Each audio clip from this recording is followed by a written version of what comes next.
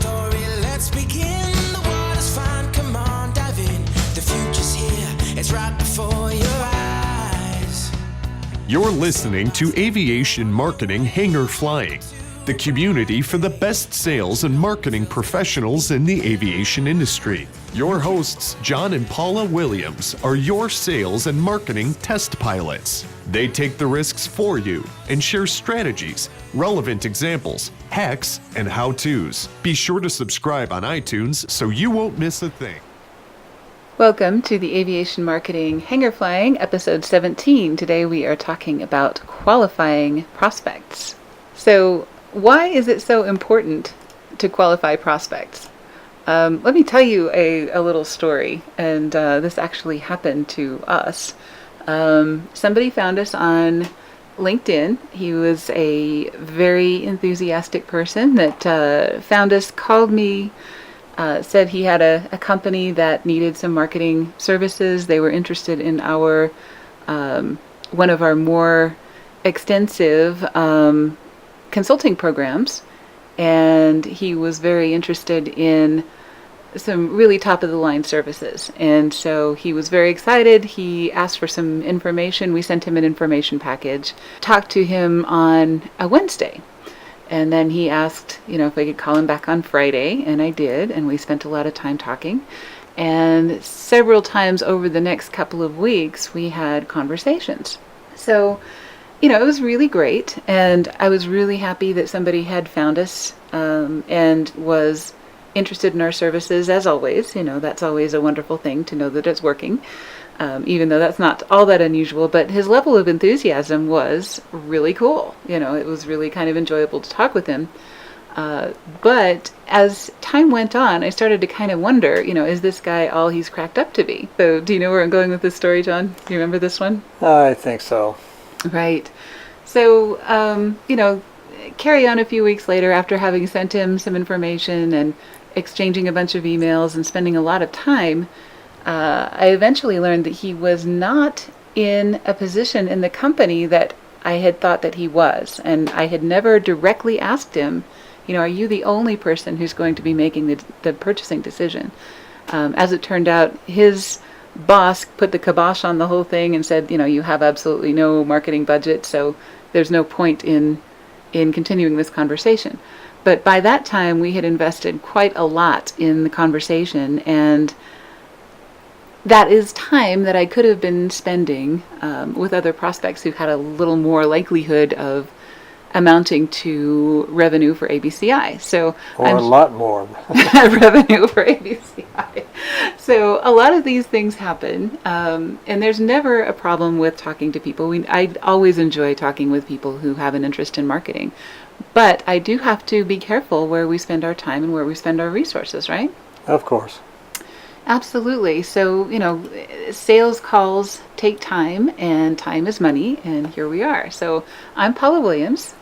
And I'm John Williams. And we are ABCI, and ABCI's mission is to help all you ladies and gents out there sell more products and services in the aviation industry. Absolutely. Right. So today we're talking about qualifying prospects and how not to end up in a time warp with somebody that has no possibility of buying your product or service. Even if they like it. Exactly. They are unable. Mm-hmm.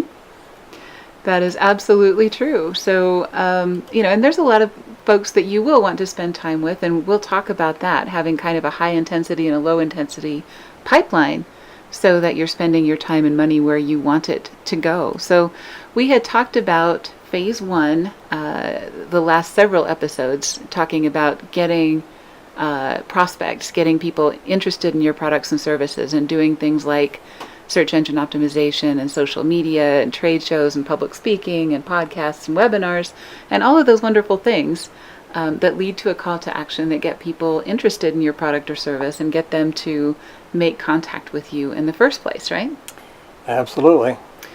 Once that happens, though, then we go to a next step, which becomes a little bit more time and energy intensive, and that involves sales calls.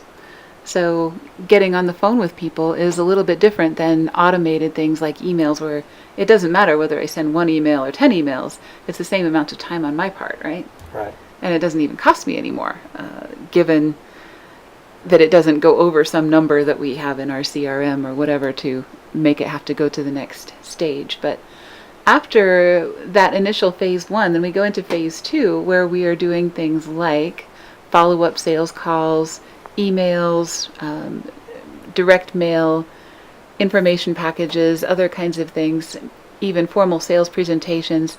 We even get on a plane and go visit folks in situations where it warrants it. And all of that stuff takes time and money, right? Of course. So how do we know which of those is going to pan out and which ones aren't? Well, we don't really know which one's going to pan out. However, we can make sure that the prospect is qualified and willing, able, and ready. Right. So it's like gambling. We are always playing the odds, and there's always a chance that something is going to come up that's going to make this not work out. In fact, the whole point of marketing is to see if this is a good fit or not on both sides, on our side and on their side. Is this somebody that we really want as a client, and is this somebody that really wants us as a client? And if neither of those things lines up perfectly, then it won't work out. But there are some ways to improve our probabilities, right? Yes, there is. Okay, so there are 3 steps to qualifying a prospect, and those are? He has to have the interest, the authority, and the resources. Exactly. So without those 3 things, they can have all of the interest in the world, but if he doesn't have the resources or the authority to buy, then we're still up a creek without a paddle, right? You've got to have the authority to use the resources that he's got. Exactly. So all 3 of those things have to line up, and we're going to talk about how we can identify if they don't have any of those particular things. So first of all, interest. Interest is pretty easy, and we do that one first because we want to know, is this somebody who has an interest in our product or service? Now, one thing that we see all the time at trade shows and things like that is drop your business card in this fishbowl for a chance to win an iPad. And I've used this example a dozen times because it's so bad, but it's so persistent. And so true. That's what everybody does out there. So just because somebody dropped their business card into a fishbowl wanting an iPad does not mean that they are a qualified prospect. So some of the other things you could do at a trade show to get people who are more likely to be interested in your product or service would be things like? You could have statements in your materials that you talk about. You could have use the right bait. Exactly. So the right bait at a trade show would be things like a trivia quiz. Answer 3 questions about our product, and we'll enter you into a contest for something that's more relevant to somebody who wants this product or service. So answer these 3 questions, then put your business card in the fishbowl. You could do that, or you could do, something that's even more targeted where they have to participate in a game show or a trivia quiz or a product demonstration or something like that. And if you're giving away an iPad, make sure that you're giving away an iPad that's preloaded with your fabulous software or with your product demo or something like that. Or you can give away something that is only going to be of interest to somebody that wants your product. So something that's maybe a tool set for an aircraft mechanic or something like that. Nobody else is going to be interested in that except somebody who is an ideal prospect for you, right? Well, they've got these electronic pictures where you put pictures on. Use one of those, put your slideshow on it, and then when they have watched it after they get home, then they can change it and put their own pictures on it. That's true. There's lots of ways to do that. Another thing that you can do is positioning statements in your materials like, saying this product is not for everyone. This is for people who own King Airs and fly into cold weather. Or this is for people who fly in South America who have an interest in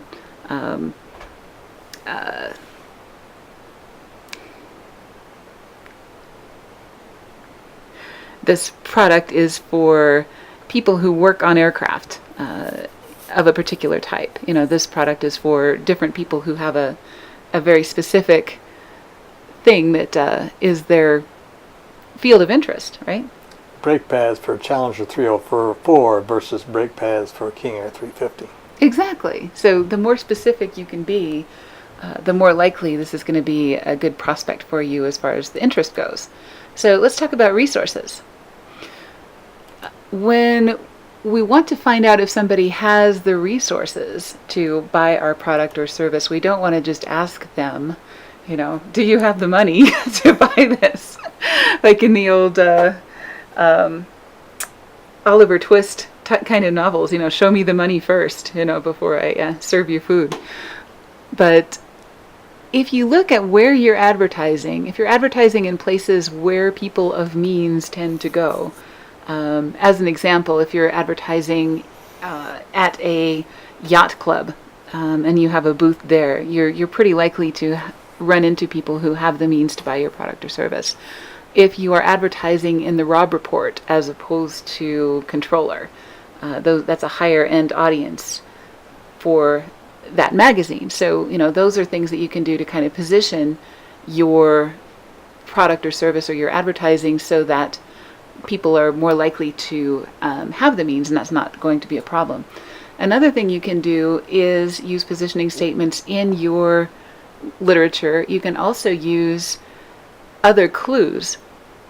We talked before about high-end design, how high-end products and services have a different look and feel to their advertising than budget products and services. And here's an example of this. When John and I were in Paris, and we were walking around one afternoon on the street, and we didn't have a whole lot of time for lunch, and we didn't have a whole lot of local currency because we were on our way to the airport. So, we were looking in restaurants, looking for a place that looked like it was fairly quick and fairly inexpensive, and our French is not fabulous. John's is a little better than mine. But you can tell by looking at a place, if they have the white tablecloths and the polished silverware and the waiters in the full-length aprons and everything else. We weren't on just any street. This was Champs-Élysées on the way out of the Right, exactly. to the cab. Not the best place to get a quick bite on the way to the airport. So the positioning of those restaurants was visual, and it was pretty obvious. Here are the really high-end restaurants versus the little casual bistros where there are no tablecloths and where people are sitting at a bar, and you can just buy a sandwich at the counter kind of a situation, a little more casual, more likely to get served more quickly. So you can do some of those same things with visual clues and other clues in your marketing and your website and other things. If you position everything as high-end, then you are not as likely to run into the issue of people who show an interest that don't have the resources to make a purchase. So there's lots of things you can do. Once it gets to a certain point, you can start asking more questions, like how many employees do you have, how many aircraft do you have, other things like that, just so that you can, and you can ask those questions with the very legitimate reason of wanting to give them good information about your product or service. So you'll get a good feel from talking with them, but you can also ward off a lot of that just in the process of positioning your product. So that's resources. Let's talk about authority. It is really hard sometimes to establish authority, and this is the one that got me in our opening story, right? I had assumed something from a job title that was not necessarily a level of authority that usually goes with that job title. Job titles don't necessarily mean the ability to say buy. Exactly. And nowadays, titles seem to be kind of inflated over where they were a few years ago. So, a general manager is not necessarily the last word in a company anymore. When I was in corporate America, I had the job title of manager. My boss was a director, and we were getting behind because he refused to buy some software. Mm-hmm. So I called up IBM and said, we're going to buy it. Mm-hmm. And we did. And he did not like it at all. So you went beyond your authority. Yes, I did, but not many people are willing to do that. Exactly. In fact, if anything these days, it's almost the opposite. People tend to want to get everybody and their dog's opinion before they make a purchase, which makes it really difficult for us salespeople and marketing people to really get through all of that stuff. So another thing that you can do to establish authority is social media research. Is this somebody who is actually publishing on behalf of their company, publishing opinion statements and articles and things like that? There are some indirect questions you can ask. How many books or information packages are you going to need? We'd like to include one for everyone who's involved in the purchase decision. That's kind of a sneaky way to get around that authority question and to find out. Often when I ask people that, they will tell me, well, I need one, and I need one for my supervisor, and one for his boss, and one for his boss, and they keep going on and on and on. So then I realize where on the food chain is the person that I'm talking with. You can ask further along in the sales process direct questions like, who will be involved with this decision? That's a perfectly legitimate question. You don't want to ask it during the first conversation, but once you get to the point of planning a trip or doing something that involves some expense on your part, you want to make sure you're asking some more direct questions. Who needs to be in the room for a presentation? What are some of the reasons that you might decide not to buy today? That's a fairly textbook Sandler question. I have never used that one verbatim. I'm kind of a little bit weird about that one, but there are some very direct questions that you can ask. Some people are better at this than others. Well, the reason you would ask that is because you're prepared for anything they might come up with that you can negate and turn around into a reason why they should buy.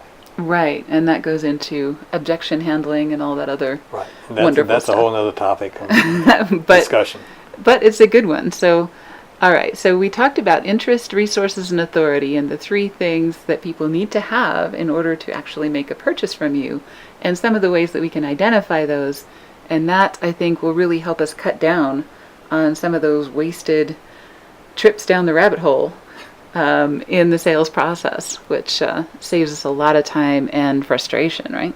Absolutely. Okay, so this was episode 17, Qualifying Prospects. Next episode will be 18, Selling to Large Organizations.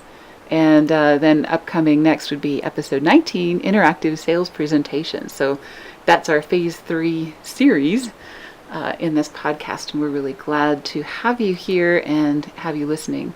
So the tip sheet for phase 2 is going to be on qualifying. We have a cheat sheet that is about this topic, and it has some great questions that you can ask at each of those phases, and just a nice little reminder you can hang on your wall when you're talking to people and be able to check off some of those things to find out if you're really talking to a qualified prospect. So subscribe to our podcast.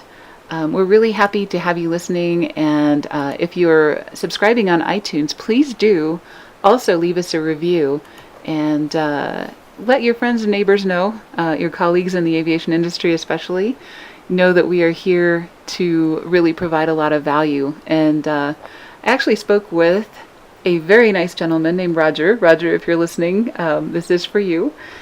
Who left us a great review, and he said, with all of the free stuff that you're giving away, your paid stuff must be really fantastic.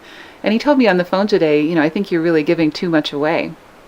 But in the course of this conversation, we talked about how he is looking into people to do marketing for a future business that he's putting together. And we're the only company that he's considering at this point, and the reason is because of the material that we're producing and putting out there. So what I told Roger, and what we also tell a lot of our clients, is don't worry about giving too much away. Worry about not giving enough compared to your competitors, because you want to be the one that people think of when they're ready to make a purchase. And anything that you put out like this is going to be pretty generic, and everybody, when they get to the point of purchase, is going to want something very specific. They're going to have very specific questions. They're not going to want to go wading through the entire internet to find answers to their questions.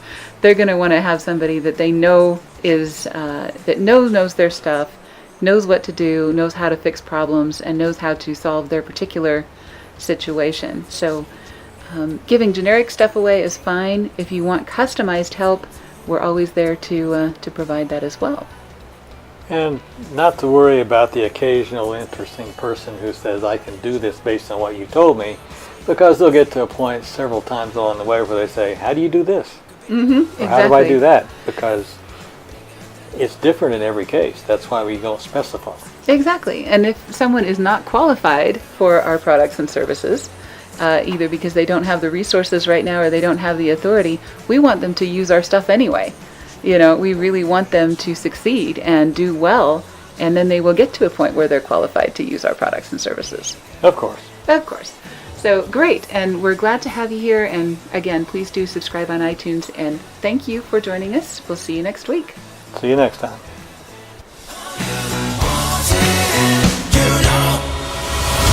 You could be larger than life, bigger than the world, living out the hopes and dreams of every boy and every girl. You could fly higher than the sky, shine brighter than the stars. You can have all you ever wanted.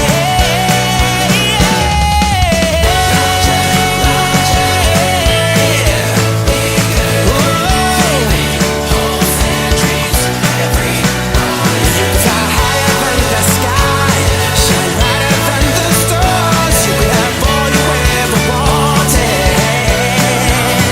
You know you could.